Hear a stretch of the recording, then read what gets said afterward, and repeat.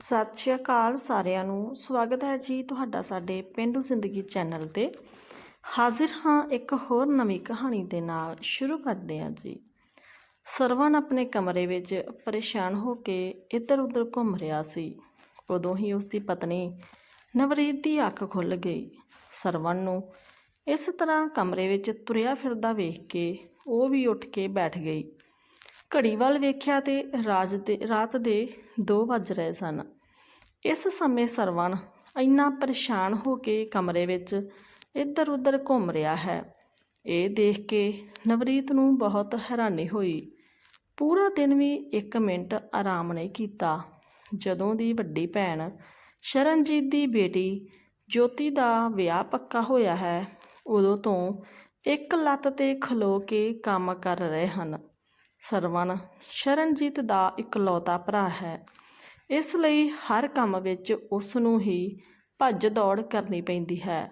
ਰਾਤ ਤੱਕ ਇੰਨਾ ਜ਼ਿਆਦਾ ਥੱਕ ਜਾਂਦਾ ਹੈ ਕਿ ਸਾਰੀ ਰਾਤ ਇਹਨਾਂ ਦੀ ਇੱਕ ਵਾਰ ਵੀ ਅੱਖ ਨਹੀਂ ਖੁੱਲ੍ਹਦੀ। ਅੱਜ ਇਹੋ ਜਿਹਾ ਕੀ ਹੋਇਆ ਹੋਵੇਗਾ ਜੋ ਇਹਨਾਂ ਨੂੰ ਨੀਂਦ ਨਹੀਂ ਆ ਰਹੀ। ਅੱਜ ਇਹ ਤੇ ਮੰਮੀ ਜੀ ਦੋਵੇਂ ਦੀਦੀ ਦੇ ਘਰ ਗਏ ਸਨ। ਪਤਾ ਨਹੀਂ ਉੱਥੇ ਇਹੋ ਜਿਹਾ ਕੀ ਹੋਇਆ ਹੋਵੇਗਾ ਜੋ ਇਹ ਇੰਨੇ ਜ਼ਿਆਦਾ ਬੇਚੈਨ ਹੋ ਗਏ। ਸ਼ਾਇਦ ਕਿਸੇ ਨੇ ਕੁਝ ਕਹਿ ਦਿੱਤਾ ਹੋਵੇ। ਇੱਕ ਤਾਂ ਸਰਵਣ ਨਵਰੀਤ ਨੂੰ ਕੋਈ ਗੱਲ ਦੱਸਦੇ ਵੀ ਨਹੀਂ। ਸੋਚਦੇ ਸੋਚਦੇ ਨਵਰੀਤ ਨੇ ਸਰਵਣ ਤੋਂ ਪੁੱਛ ਹੀ ਲਿਆ, ਕੀ ਗੱਲ ਹੈ ਅੱਜ ਤੁਹਾਨੂੰ ਨੀਂਦ ਕਿਉਂ ਨਹੀਂ ਆ ਰਹੀ? ਪਰ ਸਰਵਣ ਤਾਂ ਆਪਣੇ ਹੀ ਖਿਆਲਾਂ ਵਿੱਚ ਗਵਾਚਿਆ ਹੋਇਆ ਸੀ। ਉਸ ਨੇ ਨਵਰੀਤ ਦੀ ਗੱਲ 'ਤੇ ਧਿਆਨ ਹੀ ਨਾ ਦਿੱਤਾ। ਨਵਰੀਤ ਨੇ ਦੁਬਾਰਾ ਪੁੱਛਿਆ। ਫਿਰ ਉਸਨੇ ਉਸ ਵੱਲ ਘੁੰਮ ਕੇ ਦੇਖਿਆ ਤੇ ਕਹਿੰਦਾ, ਕੀ ਕਿਹਾ ਤੁਸੀਂ? ਫਿਰ ਨਵਰੀਤ ਕਹਿੰਦੀ, ਮੈਂ ਪਹਿਲਾਂ ਵੀ ਪੁੱਛ ਚੁੱਕੀ ਹਾਂ ਤੇ ਹੁਣ ਦੁਬਾਰਾ ਫਿਰ ਪੁੱਛ ਰਹੀ ਹਾਂ ਕਿ ਤੁਹਾਨੂੰ ਨੀਂਦ ਕਿਉਂ ਨਹੀਂ ਆ ਰਹੀ? ਕੀ ਗੱਲ ਹੈ? ਉਸ ਦੀ ਗੱਲ ਸੁਣ ਕੇ ਸਰਵਣ ਝੂਠਾ ਜਿਹਾ ਹੱਸ ਪਿਆ ਤੇ ਕਹਿੰਦਾ, ਕੋਈ ਗੱਲ ਨਹੀਂ, ਬਸ ਐਵੇਂ ਹੀ ਨੀਂਦ ਨਹੀਂ ਆ ਰਹੀ। ਤੂੰ ਵੀ ਸਾਰਾ ਦਿਨ ਦੀ ਥੱਕੀ ਹੋਈ ਹੈ, ਸੌਂ ਜਾ। ਸੁਣ ਕੇ ਨਵਰੀਤ ਉਸ ਨੂੰ ਲਗਾਤਾਰ ਵੇਖਦੀ ਰਹੀ ਤੇ ਸਰਵਣ ਕਹਿੰਦਾ, ਕੀ ਦੇਖ ਰਹੀ ਹੈ? ਮੈਂ ਕੋਈ ਅਜੂਬਾ ਨਹੀਂ, ਇਨਸਾਨ ਹੀ ਹਾਂ। ਜਾਣਦੀ ਹਾਂ ਕਿ ਤੁਸੀਂ ਇਨਸਾਨ ਹੀ ਹੋ, ਪਰ ਇਹ ਸੋਚ ਰਹੀ ਹਾਂ ਕਿ ਤੁਸੀਂ ਵੀ ਬਹੁਤ ਥੱਕੇ ਹੋ। ਪਰ ਇੰਨੀ ਰਾਤ ਨੂੰ ਕਮਰੇ ਵਿੱਚ ਇੱਧਰ ਉੱਧਰ ਘੁੰਮਣ ਦਾ ਕੀ ਮਤਲਬ?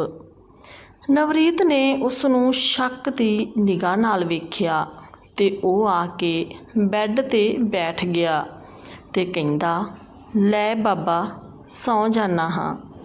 ਸਰਵਣ ਚਾਦਰ ਲੈ ਕੇ ਲੰਮੇ ਪੈ ਗਿਆ, ਪਰ ਨਵਰੀਤ ਉੱਥੇ ਬੈਠੀ ਉਸ ਵੱਲ ਦੇਖ ਰਹੀ ਸੀ।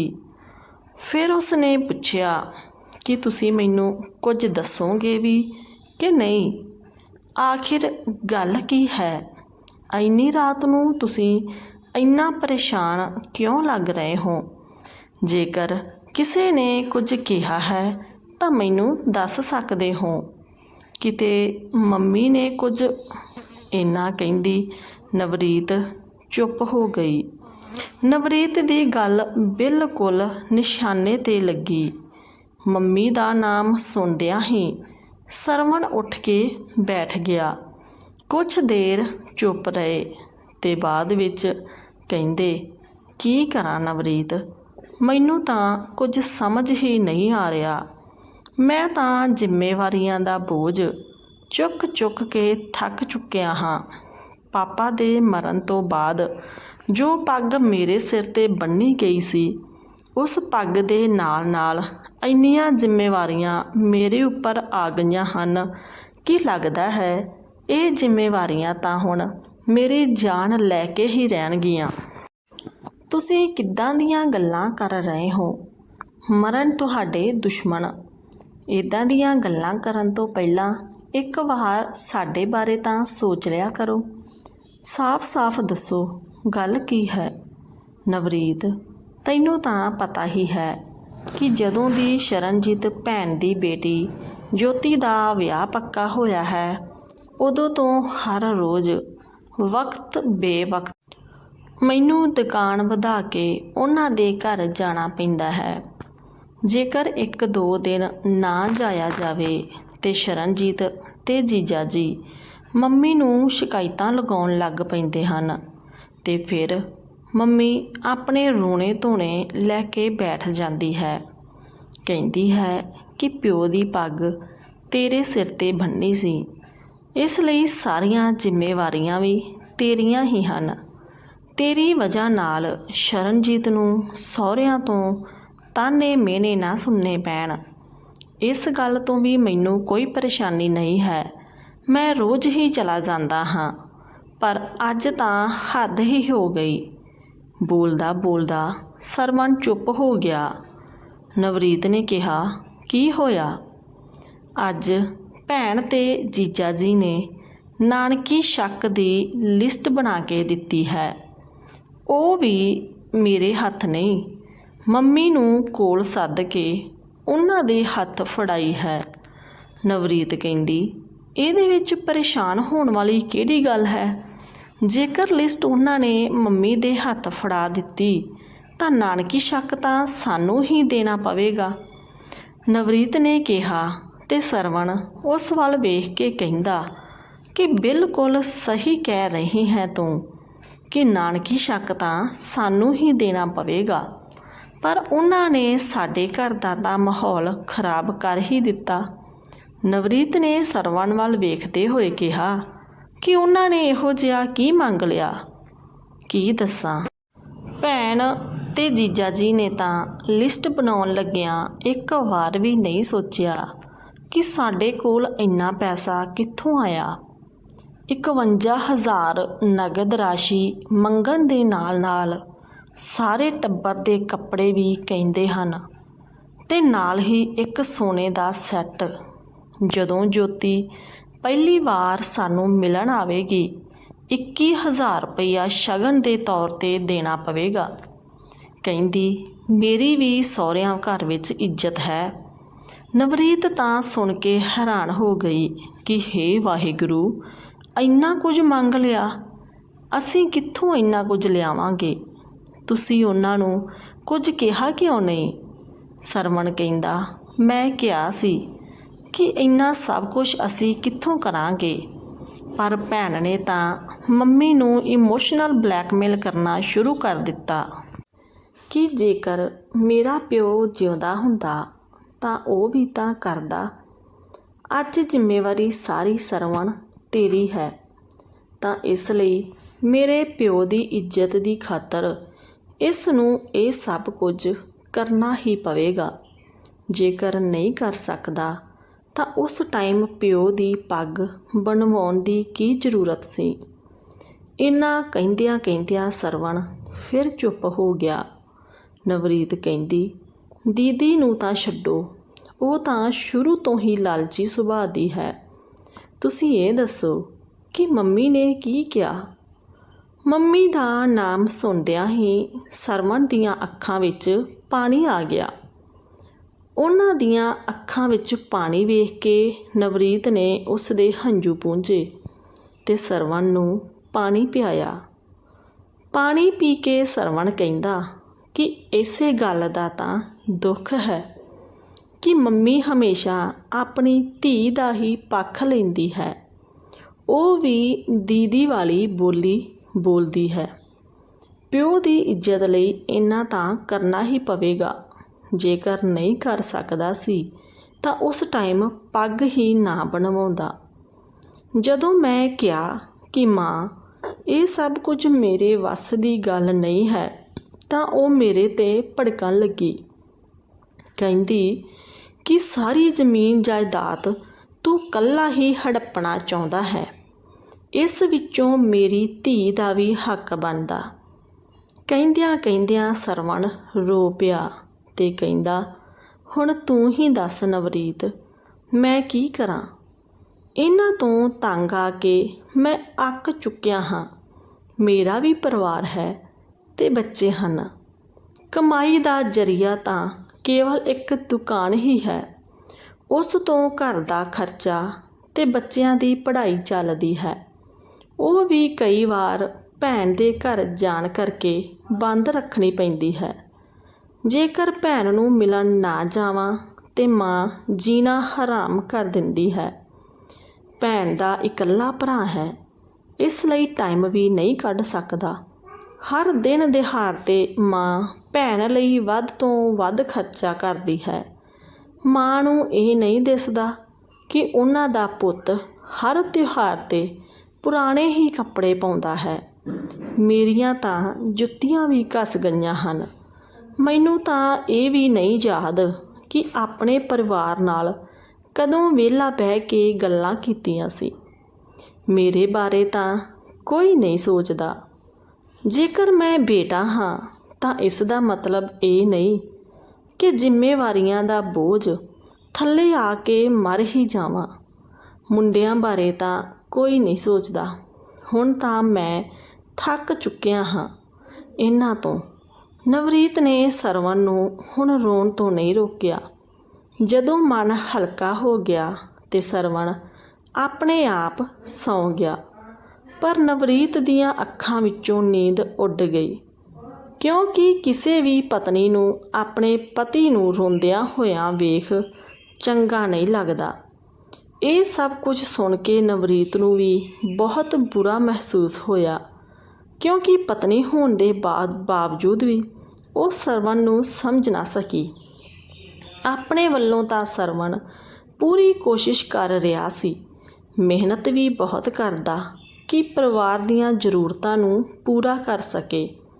ਪਰ ਹਰ ਵਾਰ ਰੋਜ਼ ਨਵੇਂ ਖਰਚੇ ਉਸ ਨੂੰ ਅੰਦਰੋਂ ਤੋੜ ਕੇ ਰੱਖ ਦਿੰਦੇ ਸੀ। ਕਿਸੇ ਨੂੰ ਦੁਖੀ ਕਰਨ ਦੀ ਵੀ ਕੋਈ ਹੱਦ ਹੁੰਦੀ ਹੈ। ਮਾਂ ਤਾਂ ਹਮੇਸ਼ਾ ਜਿੱਦ ਕਰਕੇ ਬਹਿ ਜਾਂਦੀ ਸੀ ਕਿ ਸ਼ਰਨਜੀਤ ਦੇ ਸਹੁਰਿਆਂ 'ਤੇ ਸਰਵਣ ਜਾਏਗਾ ਤੇ ਮਤਲਬ ਜਾਏਗਾ। ਇੱਕ ਵਾਰ ਨਵਰੀਤ ਨੇ ਨੌਕਰੀ ਕਰਨ ਲਈ ਕਿਹਾ ਸੀ ਤੇ ਸਰਵਣ ਬਹੁਤ ਖੁਸ਼ ਹੋਇਆ। ਪਰ ਮਾਂ ਨੇ ਘਰ ਵਿੱਚ ਕਲੇਸ਼ ਖੜਾ ਕਰ ਦਿੱਤਾ। ਇਹ ਕਲੇਸ਼ ਕਈ ਦਿਨਾਂ ਤੱਕ ਇੱਦਾਂ ਹੀ ਰਿਹਾ। ਫਿਰ ਸਰਵਣ ਨੇ ਨਵਰੀਤ ਨੂੰ ਨੌਕਰੀ ਕਰਨ ਤੋਂ ਮਨਾ ਕਰ ਦਿੱਤਾ। ਪਰ ਅੱਜ ਸਰਵਣ ਦੀ ਇਹ ਹਾਲਤ ਨਵਰੀਤ ਕੋਲੋਂ ਵੇਖੀ ਨਹੀਂ ਜਾ ਰਹੀ ਸੀ। ਆਖਿਰ ਸਰਵਣ ਕਰਕੇ ਹੀ ਉਹ ਇਸ ਘਰ ਵਿੱਚ ਹੈ। ਜੇਕਰ ਇੰਨੀ ਚਿੰਤਾ ਦੇ ਵਿੱਚ ਸਰਵਣ ਨੂੰ ਕੁਝ ਹੋ ਗਿਆ ਤਾਂ ਫਿਰ ਜੇਕਰ ਮੈਂ ਆਪਣੇ ਜੀਵਨ ਸਾਥੀ ਦਾ ਹੀ ਸਾਥ ਨਾ ਦੇ ਸਕੀ ਤਾਂ ਕਿਸ ਦਾ ਦੇਵਾਂਗੀ। ਹੁਣ ਉਸਨੇ ਸੋਚ ਲਿਆ ਸੀ ਕਿ ਉਹ ਮਾਂ ਦੇ ਨਾਲ ਗੱਲ ਕਰਕੇ ਹੀ ਰਹੇਗੀ। ਅਗਲੇ ਦਿਨ ਨਵਰੀਤ ਉੱਠੀ ਤੇ ਆਪਣੇ ਘਰ ਦੇ ਕੰਮ ਜਲਦੀ ਕਰਨ ਲੱਗੀ। ਅੱਜ ਤਾਂ ਉਸਨੇ ਨਾਸ਼ਤੇ ਦੇ ਨਾਲ ਹੀ ਦੁਪਹਿਰ ਦਾ ਖਾਣਾ ਵੀ ਬਣਾ ਦਿੱਤਾ। ਅੱਜ ਸਾਰੇ ਨਾਸ਼ਤਾ ਕਰ ਹੀ ਰਹੇ ਸਨ ਕਿ ਇੰਨੇ ਨੂੰ ਨਵਰੀਤ ਤਿਆਰ ਹੋ ਕੇ ਆ ਗਈ। ਉਸ ਨੂੰ ਦੇਖ ਕੇ ਮਾਂ ਕਹਿੰਦੀ ਕਿ ਤੂੰ ਦੱਸਿਆ ਨਹੀਂ ਕਿ ਕਿੱਥੇ ਚੱਲੀ ਹੈ। ਨਵਰੀਤ ਕਹਿੰਦੀ, ਹਾਂਜੀ ਮਾਂ, ਮੈਂ ਨਾਲ ਵਾਲੀ ਵੀਨਾ ਭਾਬੀ ਦੇ ਘਰ ਜਾ ਰਹੀ ਹਾਂ। ਉਹਨਾਂ ਨੇ ਇੱਕ ਦਿਨ ਪਹਿਲਾਂ ਵੀ ਕਿਹਾ ਸੀ ਕਿ ਉਹਨਾਂ ਨੂੰ ਐਕਸਪੋਰਟ ਦੇ ਸਮਾਨ ਪੈਕ ਕਰਨ ਵਾਸਤੇ ਕੁਝ ਔਰਤਾਂ ਦੀ ਜ਼ਰੂਰਤ ਹੈ। ਅੱਜ ਸਵੇਰੇ ਹੀ ਮੈਂ ਉਹਨਾਂ ਨਾਲ ਗੱਲ ਕੀਤੀ ਤੇ ਉਹਨਾਂ ਨੇ ਆਉਣ ਦੇ ਲਈ ਹਾਂ ਕਹਿ ਦਿੱਤੀ। ਉੱਥੇ ਹੀ ਜਾ ਰਹੀ ਹਾਂ। ਦੁਪਹਿਰ ਦਾ ਖਾਣਾ ਵੀ ਮੈਂ ਬਣਾ ਦਿੱਤਾ ਹੈ। ਤੁਸੀਂ ਆਪਣੇ ਆਪ ਉੱਠ ਕੇ ਖਾ ਲਿਓ। ਬੱਚੇ ਵੀ ਜਦੋਂ ਸਕੂਲੋਂ ਆਉਣਗੇ ਤਾਂ ਆਪਣੇ ਆਪ ਖਾ ਲੈਣਗੇ। ਮੈਂ ਸ਼ਾਮ ਨੂੰ 5 ਵਜੇ ਤੱਕ ਵਾਪਿਸ ਆ ਜਾਵਾਂਗੀ। ਉਸ ਦੀ ਗੱਲ ਸੁਣ ਕੇ ਸਰਵਣ ਵੀ ਹੈਰਾਨ ਹੋ ਗਿਆ। ਫਿਰ ਮਾਂ ਉਸ ਨੂੰ ਗੁੱਸੇ ਨਾਲ ਵੇਖਣ ਲੱਗੀ ਕਿ ਕਿਸ ਤੋਂ ਪੁੱਛ ਕੇ ਤੂੰ ਇਹ ਫੈਸਲਾ ਕੀਤਾ ਹੈ। ਨਵਰੀਤ ਕਹਿੰਦੀ, ਇਸ ਵਿੱਚ ਪੁੱਛਣ ਵਾਲੀ ਕਿਹੜੀ ਗੱਲ ਹੈ ਮਾਂ? ਘਰ ਦੀਆਂ ਜ਼ਰੂਰਤਾਂ ਲਈ ਨੌਕਰੀ ਤਾਂ ਕਰਨੀ ਹੀ ਪਵੇਗੀ। ਨਵਰੀਤ ਨੇ ਸਪਸ਼ਟ ਤੌਰ 'ਤੇ ਕਹਿ ਦਿੱਤਾ। ਉਸ ਦੀ ਗੱਲ ਸੁਣ ਕੇ ਮਾਂ ਨੇ ਸਰਵਣ ਵੱਲ ਵੇਖ ਕੇ ਕਿਹਾ, ਇਹ ਕੀ ਬੋਲ ਰਹੀ ਹੈ? ਤੂੰ ਇਸ ਨੂੰ ਕੁਝ ਕਹਿੰਦਾ ਕਿਉਂ ਨਹੀਂ? ਤੈਨੂੰ ਤਾਂ ਪਤਾ ਹੀ ਹੈ ਕਿ ਮੈਨੂੰ ਇਸ ਦਾ ਘਰ ਤੋਂ ਬਾਹਰ ਜਾ ਕੇ ਕਮਾਈ ਕਰਨਾ ਵਧੀਆ ਨਹੀਂ ਲੱਗਦਾ। ਜੇਕਰ ਇਹ ਚਲੀ ਜਾਵੇਗੀ ਤੇ ਘਰ ਦਾ ਕੰਮ ਕੌਣ ਕਰੇਗਾ? ਮੇਰੇ ਕੋਲੋਂ ਤਾਂ ਇਸ ਉਮਰ ਵਿੱਚ ਇਹ ਸਭ ਕੁਝ ਨਹੀਂ ਹੁੰਦਾ। ਪਰ ਸਰਵਣ ਨੇ ਇਸ ਵਾਰ ਕੁਝ ਨਾ ਕਿਹਾ। ਕਹਿੰਦਾ, ਮਾਂ, ਮੈਨੂੰ ਕੋਈ ਪਰੇਸ਼ਾਨੀ ਨਹੀਂ ਹੈ। ਜੇਕਰ ਨਵਰੀਤ ਬਾਹਰ ਜਾ ਕੇ ਕੁਝ ਪੈਸੇ ਕਮਾਉਣਾ ਚਾਹੁੰਦੀ ਹੈ ਤਾਂ ਕਮਾਉਣ ਦਿਓ, ਮੈਨੂੰ ਵੀ ਕੋਈ ਸਹਾਰਾ ਮਿਲ ਜਾਵੇਗਾ। ਰਹੀ ਗੱਲ ਘਰ ਦੇ ਕੰਮਾਂ ਦੀ, ਤਾਂ ਅਸੀਂ ਦੋਵੇਂ ਮਿਲ ਜੁਲ ਕੇ ਕਰ ਲਿਆ ਕਰਾਂਗੇ। ਇੰਨਾ ਕਹਿ ਕੇ ਸਰਵਣ ਆਪਣਾ ਨਾਸ਼ਤਾ ਕਰਕੇ ਦੁਕਾਨ ਨੂੰ ਚਲਾ ਗਿਆ। ਉਦੋਂ ਹੀ ਨਵਰੀਤ ਆਪਣਾ ਬੈਗ ਲੈ ਕੇ ਬਾਹਰ ਆਈ ਤੇ ਕਹਿੰਦੀ, ਮਾਂ ਕਹਿੰਦੀ, ਖਬਰਦਾਰ, ਜੇਕਰ ਘਰ ਤੋਂ ਬਾਹਰ ਪੈਰ ਵੀ ਰੱਖਿਆ ਤਾਂ ਅਜੇ ਤਾਂ ਮੈਂ ਜੀਂਦੀ ਜਾਗਦੀ ਹਾਂ। ਮੇਰੀ ਇਜਾਜ਼ਤ ਤੋਂ ਬਿਨਾਂ ਤੂੰ ਕਿਤੇ ਨਹੀਂ ਜਾ ਸਕਦੀ। ਨਵਰੀਤ ਕਹਿੰਦੀ, ਕਿਉਂ ਨਹੀਂ ਜਾ ਸਕਦੀ? ਘਰ ਦੇ ਖਰਚੇ ਇੰਨੇ ਵੱਧ ਰਹੇ ਹਨ ਤੇ ਦੁਕਾਨ ਵੀ ਸਾਰਾ ਦਿਨ ਤਾਂ ਖੁੱਲ੍ਹੀ ਰਹਿੰਦੀ ਨਹੀਂ, ਕਿਉਂਕਿ ਦੀਦੀ ਤੇ ਜੀਜਾ ਜੀ ਦੇ ਲਈ ਇਹਨਾਂ ਨੂੰ ਆਪਣੀ ਦੁਕਾਨ ਬੰਦ ਕਰਕੇ ਜਾਣਾ ਪੈਂਦਾ ਹੈ। ਜੇਕਰ ਨਹੀਂ ਜਾਂਦੇ ਤਾਂ ਤੁਸੀਂ ਸਾਡਾ ਜੀਣਾ ਹਰਾਮ ਕਰ ਦਿੰਦੇ ਹੋ। ਉੱਤੋਂ ਤੁਸੀਂ ਇਹ ਨਾਨਕੀ ਸ਼ੱਕ ਦੀ ਇੰਨੀ ਵੱਡੀ ਲਿਸਟ ਬਣਾ ਦਿੱਤੀ। ਨਾਨਕੀ ਸ਼ੱਕ ਦੇਣ ਵਿੱਚ ਸਾਨੂੰ ਕੋਈ ਪਰੇਸ਼ਾਨੀ ਨਹੀਂ ਹੈ, ਪਰ ਘੱਟੋ ਘੱਟ ਸਾਡੀ ਪਹੁੰਚ ਅਨੁਸਾਰ ਤਾਂ ਮੰਗਦੇ। ਨਵਰੀਤ ਨੇ ਪਲਟ ਕੇ ਜਵਾਬ ਦਿੱਤਾ ਤੇ ਮਾਂ ਨੂੰ ਹੋਰ ਗੁੱਸਾ ਆ ਗਿਆ ਤੇ ਕਹਿੰਦੀ, ਅੱਛਾ, ਹੁਣ ਤੈਨੂੰ ਵੀ ਮੇਰੇ ਧੀ ਜਵਾਈ ਹੀ ਦਿਖਦੇ ਹਨ। ਉਹ ਦੋਵੇਂ ਤਾਂ ਤੁਹਾਨੂੰ ਚੰਗੇ ਹੀ ਨਹੀਂ ਲੱਗਦੇ। ਜੇਕਰ ਪਿਓ ਦੀ ਪੱਗ ਸਰਵਣ ਨੇ ਬਣਾਈ ਸੀ ਤਾਂ ਜ਼ਿੰਮੇਵਾਰੀਆਂ ਵੀ ਉਸ ਦੀਆਂ ਹੀ ਬਣਦੀਆਂ ਹਨ। ਮੇਰੀ ਧੀ ਨੇ ਇਹੋ ਜਿਹਾ ਕੀ ਮੰਗ ਲਿਆ? ਇਹ ਨਾ ਭੁੱਲੋ ਕਿ ਇਸ ਜਾਇਦਾਦ ਵਿੱਚ ਉਹ ਵੀ ਬਰਾਬਰ ਦੀ ਹਿੱਸੇਦਾਰ ਹੈ। ਉਹ ਤਾਂ ਤੁਸੀਂ ਦੋਵੇਂ ਮੀਆਂ ਬੀਵੀ ਹੜੱਪਣ ਨੂੰ ਤਿਆਰ ਹੋ ਜਾਂਦੇ ਹੋ ਤੇ ਨਾਨਕੀ ਸ਼ੱਕ ਦੇਣ ਵਾਲੀ ਜਾਨ ਨਿਕਲ ਰਹੀ ਹੈ। ਮਾਂ ਦੀਆਂ ਗੱਲਾਂ ਸੁਣ ਕੇ ਨਵਰੀਤ ਹੈਰਾਨ ਹੋ ਗਈ ਤਾਂ ਉਸ ਕੋਲੋਂ ਆਪਣੇ ਗੁੱਸੇ 'ਤੇ ਕਾਬੂ ਨਾ ਰੱਖਿਆ ਗਿਆ। ਮਾਂ, ਧੀ ਦੇ ਪਿਆਰ ਵਿੱਚ ਤੈਨੂੰ ਆਪਣਾ ਪੁੱਤ ਨਹੀਂ ਨਜ਼ਰ ਆ ਰਿਹਾ? ਕਿਉਂਕਿ ਉਸ ਦਾ ਵੀ ਆਪਣਾ ਪੂਰਾ ਪਰਿਵਾਰ ਹੈ। ਉਸ ਦੀਆਂ ਆਪਣੇ ਪਰਿਵਾਰ ਪ੍ਰਤੀ ਵੀ ਜ਼ਿੰਮੇਵਾਰੀਆਂ ਬਣਦੀਆਂ ਹਨ। ਸਾਡੀ ਆਰਥਿਕ ਸਥਿਤੀ ਇੰਨੀ ਵਧੀਆ ਨਹੀਂ ਹੈ ਕਿ ਅਸੀਂ ਇੰਨਾ ਕੁਝ ਦੇ ਸਕੀਏ।